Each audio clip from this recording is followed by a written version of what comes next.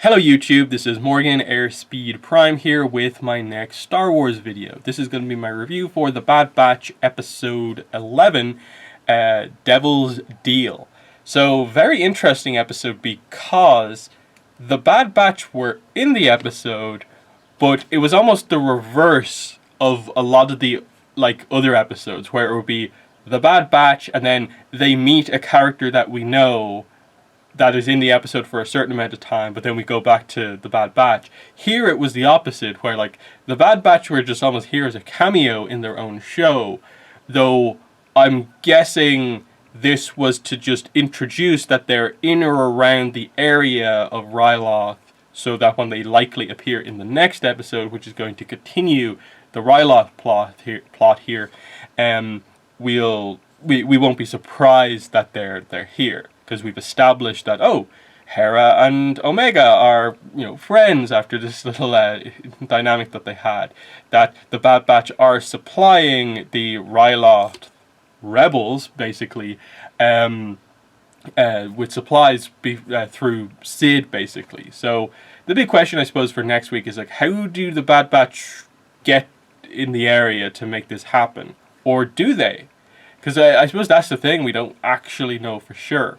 Now, I'm guessing because it is Rampart who's the kind of Empire representative here, because Crosshairs is down there as Rampart's commander, the Bad Batch are going to come into play. So that's sort of my basic prediction for where we're going next time out, because this definitely seems to be a multi-part episode, and we know Rescue on Ryloth, I think, is the name of the next episode. And then I believe after that we only have 2 more episodes, because there's been some confusion about this, about the whole, there's 16 episodes, but the first episode of The Bad Batch was a 3-part. It was a 3-length episode, which obviously would be 14 plus 2 that is included in the opening 3-parter. So 14 as a separate release is likely the last episode of The Bad Batch, I think. Or else we just have episode titles up to that point and are still getting up to 16. But I'm guessing we're going to be here for probably 1 or 2 more episodes, and then maybe we'll switch back to Kamino. A lot depends on about how they reintroduce the Bad Batch and what what the next stage of their mission is, what they're trying to accomplish. But I think they're setting up some quite interesting stuff here. Now, obviously, the main dynamic here is that they focused completely in on the Syndulas. So we got Cham, of course, as the sort of leader of the kind of insurgents, rebels, whatever you want to call them. You have his wife here, which I think this is more or less our first time seeing her. We heard about her before. Her name is Eleni, E-L-E-N-I. And Hera, of course. So we get to see Hera when she was younger, which is kind of cool. And we're focusing really heavily in on this. Now, what's interesting is, of course, that in the first episode of The Bad Batch, we got to see Kanan, or Caleb, when he was younger. So it's kind of just those fun Rebels connections are, working pretty well in all of this. So the thing we know from Rebels is obviously that Hera's mother eventually dies, and her death, basically at the hands of the Empire, is what changes Cham to focus so heavily on just conflict against the Empire that he almost abandons what's left of his family, that sort of thing. And that was the arc of reintroducing Cham in Rebels, was just that there's issues between father and daughter, and how do we kind of fix this. So I'm guessing this is just going to tell that story of show us the more specific details of how that came about. I'd be very surprised if they didn't show us that moment. I was half expecting them in this episode, Crosshairs, sniping from the cliff, to be oh, is this where Hera's mother's going to die? But no, they held off on it here, but given that next episode is Rescue on Ryloth, there's going to be some chaos, something like that's going to happen. Now, I still might actually have a little bit of who is going to eventually kill Hera's mother. It would be pretty dramatic if it was Crosshairs, and that's sort of, for us as the audience, is that is a death that can we forgive the character for if he gets his chip removed at some point, and we maybe try and reintroduce him into the team. Is that possible at this point? if he did something like that. But that's just interesting sort of food for thought. But yeah, like I said, the focus was on them. Like, yeah, Rampart was there, and like we know he's the guy who wants to introduce the idea of get rid of the clones, phase them out, all enlisted recruits, but he wants to use the top clones as sort of commanders. And the main dynamic that we get here is obviously he's overseeing the sort of leadership transition on Ryloth, but he also sees the clone commander here, Howitzer, I'm not sure if the exact pronunciation. He sees him hesitate, I think, multiple times, clearly like emotionally invested with the Syndulla family here, because I guess Cham and him have fought together multiple times in the Clone Wars. And there's a few scenes where Rampart like sees this, and he doesn't really make a comment on it, but you can tell it's building up to something. Because I think we know the project is called War Mantle. I think episode 14 of the Bad Batch is going to be called War Mantle. So we're expecting something kind of, I suppose, big to happen over the next few episodes with the clones, where I'm guessing either he's going to propose that we heavily activate all clones with all the chips in clones so that they're completely, they completely follow orders, or we really see the sort of betrayal of the clones to a degree as they get phased out, perhaps in brutal fashion. We'll see how that comes about, but that's what they've kind of been building up towards, because again, the Kaminoans plot, their kind of politics that they're playing in the background, is to try and make better clones to keep the Empire interested. But if the Empire makes a decision to get rid of clones, that suddenly completely ruins the Kaminoans' plans, and then they're probably going to want to, the Empire is probably going to want to dispose of the Kaminoans. So they hide sort of what they've been up to there and so on. So that's all very interesting, and that's why like the connection to the overall show, The Bad Batch, in this episode is more through Rampart and just the themes, rather than just the Bad Batch themselves. Because when Hera goes on the sort of supply run with her, I think uncle is what she says, I didn't expect to see the Bad Batch, and it was like a surprise, and it was like, oh cool, this is interesting. Now obviously they emphasized Hera meeting Omega and them sparking up a little bit of a friendship over the idea that Hera at this point is an aspiring pilot. She's being sort of taught how to fly by her uncle, and she seems pretty good at it, but she's still in the learning process. Omega on board shows her like everything about the ship and so on. Hera really sees that like, yeah, this is freedom. They sort of have the different contrast between, I suppose, Omega having maybe a little bit more of a technical approach to things, or feeling that flying is all about just the technical aspect of it, but Hera being more like, no, it's about the feel. And Hera is one of our most important, pilot characters in the Star Wars franchise to a degree. So, her getting her philosophy on flying out is actually, pretty important. So I definitely like that moment there of like, just Omega learning something from Hera, Hera learning something from Omega. They're relatively close, and I guess, in the action that I guess is going to happen in the next episode or two, Omega and Hera will kind of see each other again. I was kind of thinking like, she doesn't really focus much on the other Bad Batch members, enough that she'd maybe realize that they're clones. So I was wondering, like, is there any connection of, like, does Hera in Rebels talk about clones particularly? So obviously she, Rex is part of a Rebel faction and stuff like that. There's that connection there. But the Bad Batch obviously don't get mentioned, of course, in Rebels. So I don't think there's really any issue, but I was wondering, was there any sort of connections to maybe make between a encounter like this and some of the scenes that there are in Rebels? But nothing really sprung to mind. Rebels is definitely a show where, like, I remember, specific moments of it, but it was a rather fractured show ultimately, where, like, each season there was the opener finale, like the mid-season finale, and then the actual finale, and then there was maybe a handful of episodes in between those that were truly interesting, and the rest of it kind of was just a lot of build-up, set-up episodes, supply run missions and stuff like that. So I understand why, like, there's maybe perhaps going to be a little bit of a criticism about this episode of, like, really another early Rebel setup plot point in one of these shows. Like, look, we get it. The Rebel Alliance is literally an alliance of multiple Rebel cells from different planets, and that's the whole idea of it. So we have to do multiples. And like we have Saw's faction, I guess Rex is part of a faction, and like, you know, we have all of these other ones that we're kind of building up to, and we saw in Rebels, and here's the Ryloth version, and it's like, okay, I get it. But in this case, I think what they're doing here is more telling the character journey of showing us sort of Cham becoming the character that we see when he's introduced in Rebels.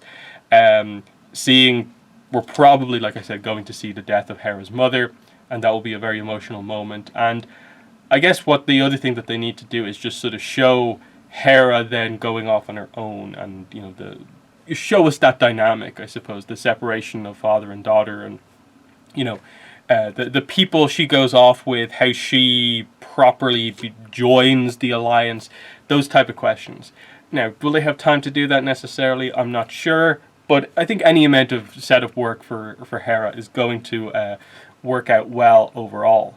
So, in terms of the rest of the episode, the main idea here is that they just present the idea that Orn Frey Taa, who's the senator for Ryloth, doesn't have a particularly good relationship with the people, because he's known for just being this sort of extravagant, greedy, you know, senator who has a high position, and, you know, he cares to a certain degree, but ultimately they don't connect with him because he lives a very different life than the actual people of Ryloth. They more connect with Cham as a leader because he's been there on the planet fighting with them the whole time. And so I like that scene where Orn Frey Taa tried to give the speech to put, you know, rebels, basically put down your arms. The conflict is over. The Empire are now in charge, but you can see the clones are here. You know, go along with this. And everyone was like, no. Cham comes out and gives his speech and talks about how, you know, I fought alongside the clones. The clones are your allies. They fought with us, for us, and now the conflict is over. You know, we can live now. And obviously, I suppose from his perspective, the Empire hasn't done anything extraordinarily bad, but they begin to see the issues as, like, they see the military emplacements, and that they're saying all of this nice stuff when setting up, like, gun emplacements around, like, a mining facility or whatever.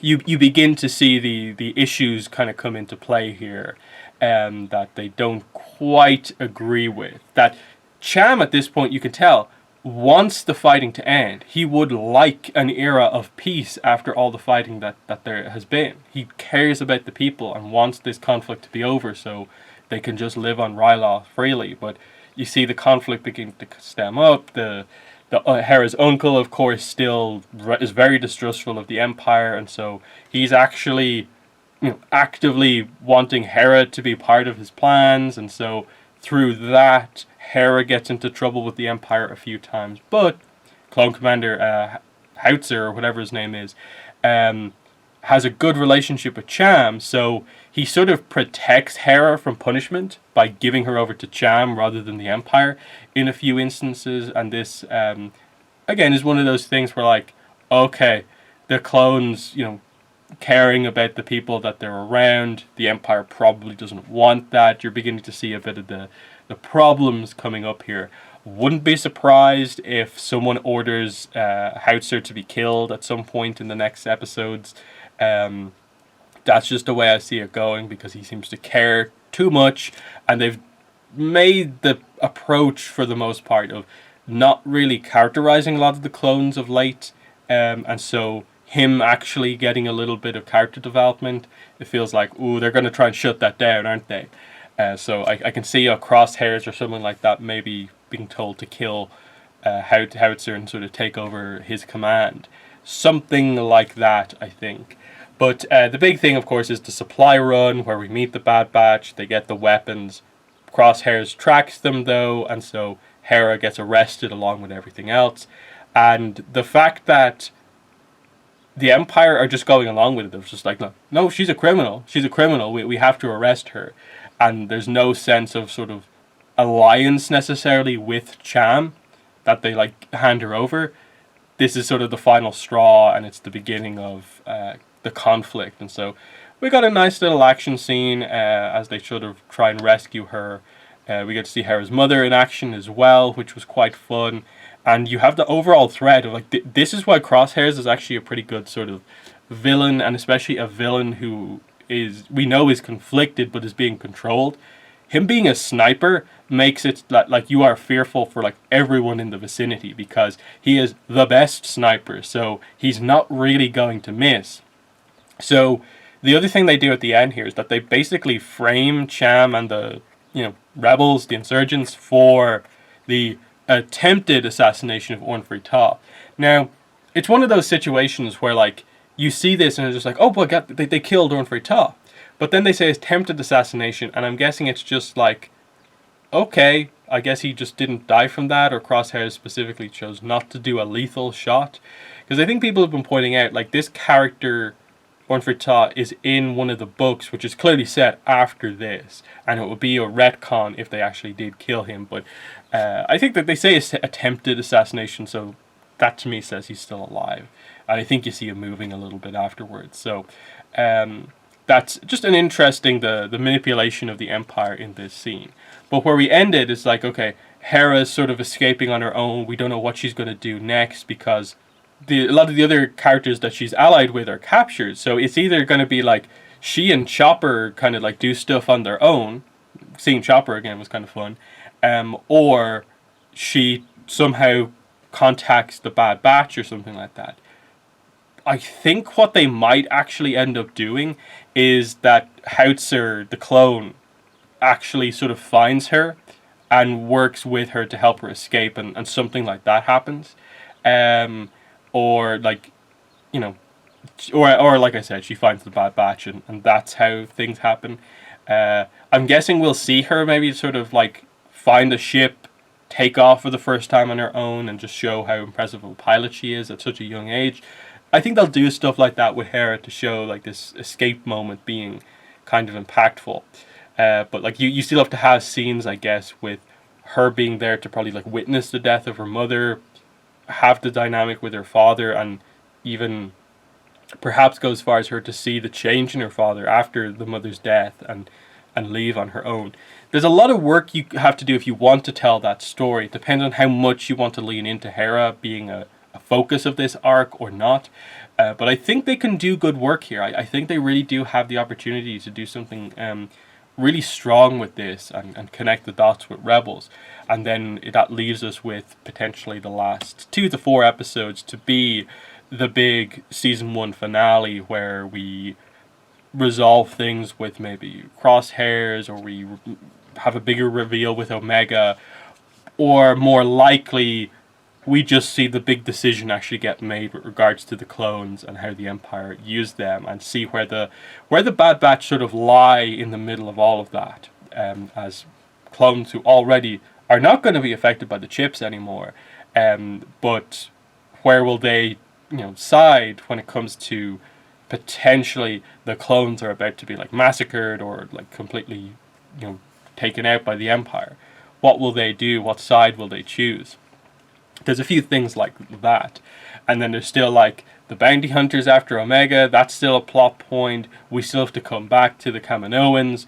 There's stuff going on here, which I definitely do appreciate. And this episode taking a little bit of a side plot, like I said, to the point where you're surprised when the Bad Batch is introduced, I thought was actually quite well done.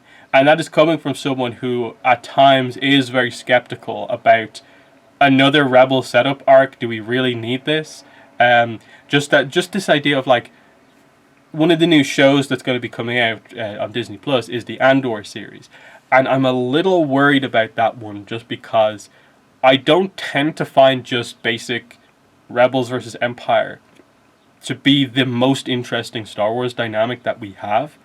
Now I'm hoping that that's going to work well because it's more of, I suppose, a spy dynamic, and they're going to be talking about the darker aspects of war and spying and death and assassination and stuff like that, that could make it a little bit more interesting. But at least in the animations and the way they're doing things, the setup for the rebellion is not the most interesting plot point to me.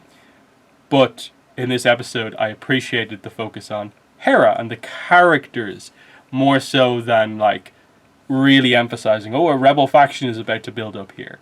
No, we are seeing a very important character in the franchise, Hera, her origin story as a rebel. That's what we're doing here. So they're my thoughts on this episode. In the comments, let me know what your thoughts are, but that has been the video. Thanks for watching, and bye.